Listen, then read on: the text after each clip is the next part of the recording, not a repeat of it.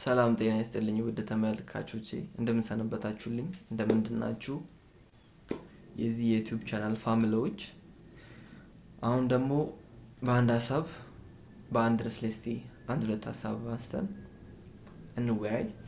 ሀሳባችንን መግለጽ ብዬ ስላሰብኩ ነው።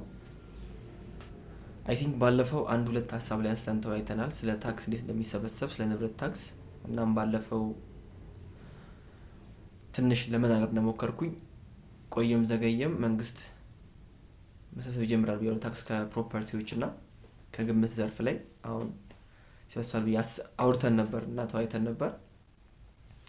እናም አይ ቲንክ ዛሬ ጁላይ ሰኔ 24 በህዝብ ተወካዮች ምክር ቤት ጸድቋል። ሁሉም የክልል መስተዳድራት የንብረት ታክስ እንዲጥሉ ብሎ አዋጅ ወጥቷል። ከቀጣይ ዓመት ጀምሮ መሰብሰብ ይጀምራል ተብሏል። አክቹአሊ አዲስ አበባ ላይ ኦልሞስት ላለፉት ይሄ በኖርማል በአዲሱ ስርዓት መሰረት አንድ አመት ያክል ተጀምሯል። ታክስ ፕሮፐርቲ ታክስ በቫሉተሮች የተገመተ አንድ ባለሀብት አንድ ኦልሞስት አብዛኛው ጊዜ እኔም ኢንፎርሜሽን ያለኝ የፎቆች መጋዘኖች ትላልቅ ዌርሃውሶች እያስገመቱ ታክስ እየከፈሉ ነው በየአመቱና አሁን ደግሞ ክልል ከተማዎች ላይ መንግስት ቀጣይ ዓመት እንዲጀምሩ የሚል አዲስ አዋጅ አወጥቶ በህዝብ ተወካዮች ምክር ቤት ጸድቋልና ስለዚህ አዋጅ ወጥቷል። አብዛኛው ሰው እንደ ቀላል ነገር ሊያዩ ይችላል። ምክንያቱም እስካሁን ድረስ ታክስ እንከፍል ነበር ይላል። ድሮ የምንከፍለው ታክስ ምንድነው? ጣራ ግብር የምንከፍለው ነው። እሱም ጀስት አይ ቲንክ የግብር ሰብሳቢው ቁጭ ብሎ የፕሮፐርቲ ኤሪያ ይወስዳል፣ በሆነ አማውንት ያበዛላ ይሄን ያክል ብር ክፈሉ ይላል። እንደዛ ነበር ሲከፈል የነበረው። አሁን ግን እሱ ስርዓት ሙሉ ለሙሉ ቀርቶ ምክንያቱም መንግስት ያ ስርዓት እያዋጣው ስላልነበረ ሙሉ ለሙሉ ቀርቶ ወደ ፕሮፐርቲ ታክስ አክቹአሊ በፕሮፌሽናል መልክ ተሰርቶ ታክስ መሰብሰብ ሀሳቡ ስለገባ ለሁሉም ክልል መስተዳድራት አሰማርቶ ሁሉም ክልል መስተዳድራት ፕሮፐርቲ ታክስ እንዲሰበስቡ ጸድቋል። አክቹአሊ ፖሊሲ ከወጣ ቆይቷል፣ ግን በተግባር ደረጃ አዲስ አበባ ነበር እንደምናየው ብዙ ጊዜ ሁሉ ነገር ሲጀመር አዲስ አበባ ላይ ነው እና ጸድቆ አሁን ክልል ከተሞች ጀምረዋል ይሄን ታክስ መሰብሰብና ስለዚህ አሁን ማን ነው ይሄን ታክስ የሚመለከተው? ምን ማድረግ አለበት? ምን ጥያቄ ነው የሚጠይቀው? ሁሌም ቢሆን ኢንፎርሜሽን ከምንም ነገር ቀድሞ ይሰጠናልና ኢንፎርሜሽን ማወቁ አይከፋንም፣ ይጠቅመናል። ይሄ ኢንፎርሜሽን ይመለከታቸዋል ለምትሉ ሰዎች ሼር፣ ሰብስክራይብ አድርጉላቸው። ምክንያቱም የምናወራው ስለ ትንሽ ብር አይደለም፣ ስለ ትልቅ ፕሮፐርቲ ነው እና ፕሮፐርቲ ታክስ ማይከፍል ከሆነ ደግሞ ጎን ለጎን ተጓዳኝ ብዙ እንትኖች አሉና ስለዚህ እስቲ በዚህ ሀሳብ ላይ ምንድነው ማድረግ ያለብን የሚለው ነገር ሲንወያይና አክቹአሊ አሁን ኢንፎርሜሽን አልደረሰኝም እንጂ ማን እንደ ታክስ ሄዶ ቫልዩ እንደሚያደርገው አይ ቲንክ እዛው የተቋቋመ ኮሚቴ ያለ ይመስለኛል። ወይም ካልሆነ ደግሞ ኖርማል ለምሳሌ ወደ ክልል ከተማ ወደ አዲስ አበባ ዙሪያ ያሉ ሰው እንትኖች ባለሀብቶች አዲስ አበባ ላይ ብዙ ቫሉተሮች አሉ፣ ብዙም ባይባል አሉ። እነሱ ቫልዩ እያስደረጉ አክቹአል ሰነዱን ሄደው ለታክስ ሰብሳቢው አቅርበው ታክስ መክፈል ይጀምራሉ ማለት ነው። ስለዚህ አንድ የንብረት ባለቤት ምን ማድረግ አለበት? አይ ቲንክ ይሄን ቪዲዮ የሚያይ ሰው ከዚህ በፊት አንዱ ለቪዲዮ ላይ ያለው እንዴት ታክስ እንደሚከፈልና እሱን አይቶ ሊረዳ ይችላልና አንድ ንብረት ለምሳሌ አንድ ዌርሃውስ ያለው ሰው ትልቅ መጋዘን ያለው ሰው አይ ቲንክ ወደ 500 ካሬ ያለፈ ቤቱ 500 ካሬ ያለፈ ዌርሃውስ ካለው እንዴት ነው ማድረግ ያለበት የሚለውን ነገር ሀሳብ ልስጣችሁና ምን ማድረግ አለበት? ቀድሞ መንግስት የራሱ ገማሽ ካለው አሪፍ፣ በጣም አሪፍ መጥቶ ይገምታል እና ክላይንቱ ምን ማድረግ ያለበት ብሉፕሪንት ማዘጋጀት አለበት፣ ግንባታ ፍቃድ፣ መጠቀሚያ ፍቃድ ይሄን ማሟላት አለበት ለግብሩ። ምክንያቱም በፖሊሲው መሰረት ከተሄደ ፖሊሲው ምን እንደሚለው ግንባታ ፍቃድ ከወጣበት እስከ መጠቀሚያ ፍቃድ ያለበትን አስላና አስራ ነው የሚለው። ምክንያቱም እዚህ ጋር ያቺ የምትገመተው የዛ አማውንት የምትገመተው ነች ታክስ ምን ከፍለው ላይ ቫልዩ የምታደርገው ከፍ ሲል ከፍለው ዝቅ ሲል ዝቅ ነው። ስለዚህ እዚህ ላይ ጥንቃቄ ወስዳችሁ መመልከት አለባችሁ። መንግስትም ሉዝ ማድረግ አይፈልግም፣ ባለ ንብረትም ደግሞ ቱማች አማውንት መክፈል የለበትም። ስለዚህ በሁለቱም ጎን ያለው ሳይጎዳዳ እኩል ተጠቃሚነት መኖር አለበት ብለን ስለምናስብ ስለዚህ እንደ ባለሀብት ወይም እንደ አንድ ንብረት ባለቤት ለመጥቶ ለሚገምተው ሰው ምን መጠየቅ ያለብን? ከየት ነው የመጣችሁት? ምን ማሟላት አለባችሁ? ይሄ መብት ነው። ምክንያቱም ብድግ ብሎ መገመት አይችልማ። ስለዚህ ምን የተሟላ ነገር አለ? ግን ሁሌም የምነግራችሁ ነገር ቀድማችሁ ብታስገምቱ it's benefit for you አስገምታችሁ ብታውቁት በጣም ጥቅም አለው። ምክንያቱም በኋላ በምን መልኩ እንደሚመጣ አይታወቅም። ሌጋሊ ሰርቲፋይ በሆነ ቫሉዌተር ግን ካስገመታችሁ መንግስት ምንም አልቀበል የሚልበት ምንም እንትን የለውም፣ አክሴፕት ያደርጋቸዋል። ግን ከማስገመት በፊት ጠይቁ። ትንሽ አንድ ኢንፎርሜሽን በአንዴ እኔ ስላልኳችሁ ብቻ ሳይሆን ኢንፎርሜሽን ማየቷ አይከፋም። ስለዚህ እንዳልኳችሁ ከመጣ የመንግስት አካል ሊገምትላችሁ ብሉ ፕሪንታችሁን ተዘጋጃላችሁ። መጠቀሚያ ፍቃድ፣ የግንባታ ፍቃድ አሪፍ ነው፣ ያስፈልጋል። ከዛ በኋላስ እንዴት መጣ ብላችሁ መጠየቅ ሲያላችሁ እንዴት ቫልዩ እንደሚያደርግ። ምክንያቱም አብዛኛው ፕሮፐርቲ ታክስ ድሮ እንደምናውቀው ጀስት የሆነች ያክል ብር ነው። አሁን ላይ ግን አጠቃላይ የገበያውን ዋጋ ይተመንና ከዛ ላይ 25% ነው ታክሰብል አማውንቱ። ታክሰብል አማውንት የዛ እንትን ከ25% ላይ ደግሞ ዲፕሬሽን ቅናሽ በየአመቱ የሚቀንሳለው 5%። እሱ ሁሉ ራሱን የቻለ አካሄድ አለው። እሱንም ጠጋ ብላችሁ መጠየቅ አለባችሁ፣ ማወቅ አለባችሁ። ምክንያቱም ታክስ አሁን ለምሳሌ መንግስት እንዳልኳችሁ 1.8 አካባቢ ትሪሊየን ብር ሲጥል ይሄን ሪሶርስ ታይቶስ ነው። ምክንያቱም አሁን ላይ እንዳየነው ከሆነ በአዲስ አበባ ዙሪያ ይሄ ዋና ዋና ክልል ከተማዎች ላይ እነ ባህር ዳር፣ መቀለ፣ ሐዋሳ፣ ቴፒ፣ ጅማ እነዚህ ዋና ዋና ከተማዎች በጣም ኢንፍራስትራክቸር የሰፋ ነው።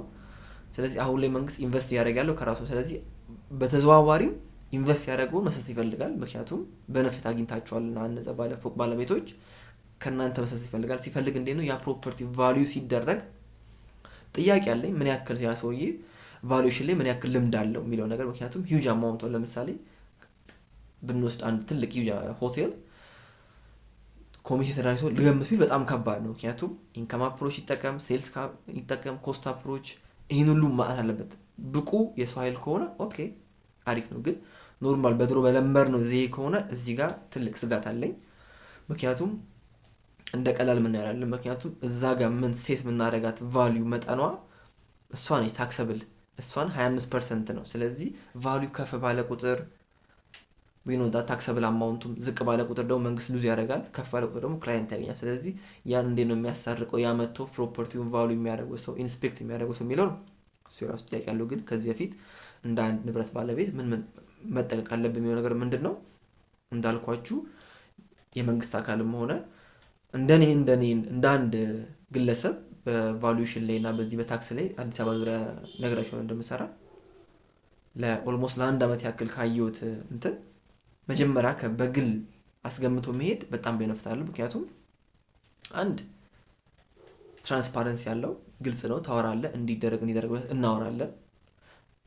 አይ እኔ ደግሞ ጀስት የመንግስት አካል መጥቶ ይገምት የምትል ከሆነ ደግሞ እንዳልኳችሁ ክራይቴሪያ አስቀምጣችሁ ማየት መጀመሪያም እኛም ኮንሰልት ማለት ትችላላችሁ። ምን ነው የሚታይ እስካሁን ድረስ የሰራ ነው ቫሉዌሽን አለ፣ ክፍለ ከተማ የሚያስገባ ነው አለ። ስለዚህ እሱን ጠይቃችሁን ኤክስፕሌን አድርገላችሁ ከዛ በኋላ እናንተ ዲሲሽን መውሰድ ትችላላችሁ። ስለዚህ ዲስ ምንድነው ቀጣይ ዓመት ላይ በትግበራ ደረጃ ነው እንዴ ገና በአንድ የዘሎ የሚገባ አይደለም፣ ቀስ በቀስ ነው። ምንም ነገር ደግሞ ሲጀመር እንደምናውቀው የጀመረ ሰሞን ትንሽ ቻሌንጂንግ ነገር አለው፣ ይገጥማል።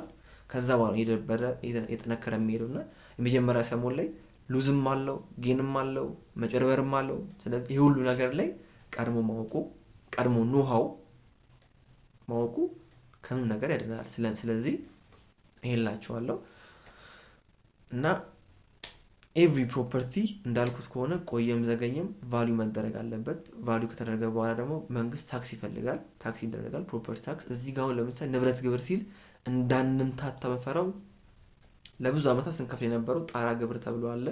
አይ ቲንክ ቀበሌ በየአመቱ ሐምሌ እኔም ስለምከፍል ስለማውቀው ግራ ነበር የሚገርም። ምክንያቱም የሆነ ኤሪያ ያወጣል፣ ከዛ በኋላ እንዲህ ይሄን ብር ክፈል የሚለው ምንም ፕሮፐርቲው አይታይም፣ ካርታውን ነው የሚያየው፣ ፕሮፐርቲው አይታይም፣ እርጅና ቅናሽ የለም፣ ኦልድ አሰባሳብ ነው። አሁን ላይ ግን ዘመናዊ አድርጎት ንብረት ታክስ ብሎ አቋቁሞ የራሱን ኮሚቴ መንግስት በደቂቃ አዋጅ እንትን ብሎ ደቂቃው የራሱን የቻለ እንትን አለው፣ ፖሊሲዎች ጸድቀዋል። ይሄ ሁሉ እንትን ብሏል። ምክንያቱም አንድ ነገር በፖሊሲ ጸድቆ ሲተገበር ምንድነው ትልቅ ፖቴንሻሉን ካየበት መንግስት። ምክንያቱም ሂውጅ አማውንት ኦፍ ነው፣ ብዙ ኢንቨስተሮች ኢንቨስት አድርገው የገነቡትን ፎቅ ቫልዩ ተደርጎ ከዛ ፕሮፐርቲ መሰብሰብ። ምክንያቱም አሁን ያደጉት ኦልሞስት ኦል ያደጉት ሀገራት ላይ ብንሄድ ፕሮፐርቲ ታክስ እንደ አሁን ለምሳሌ ባንክ ሄደን ብር ዶላር ኤክስቼንጅ እንደምናደርገው በጣም የተለመደ ነገር ነው፣ በጣም ተለምዷል። ቫልዩ ይደረጋል፣ ከዛ በኋላ ፕሮፐርቲ ታክስ። ምክንያቱም ከተማው ዲፔንድ የከተማው እድገት ዲፔንድ የምትሆነው ባላት ፕሮፐርቲ ታክስ በምትሰበሰበው መጠን ላይ ነው። እኛ ምን ያክል ቀረን ምን ያክል ላይ ነው የሚለው ነገር እሱ ወደዛ ራሱን የቻለ ርዕስ ነው፣ ገብተን ሌላ ቀን እንወያይበታለን። እናም የዚህ ፕሮፐርቲ ታክስ መምጣቱ ለእኛ ቤነፊት አለው ወይ? ኦቪየስ ነው፣ ምክንያቱም የሚሰበሰበው ታክስ አለ እና ሲሰበሰብ እኛ እንጎዳለን ወይ? እሱም ካላወቅንበት አካሄዱን ካላወቅንበት ቱማች አማውንት ሉዝ እናደርጋለን። ኦቪየስ ነው፣ መንግስትም ሉዝ ያደርጋል፣ ባለንብረትም ሉዝ ያደርጋል። ስለዚህ እዚህ ጋር አውቀን ለመጠየቅም ደግሞ ኖሃው ያስፈልገዋል፣ እንዴት እንደሚሰራ ማወቅ። እንዳልኳችሁ ከሆነ ራሱን የቻለ ረቂቅ የወጣለት አዋጅ አለ።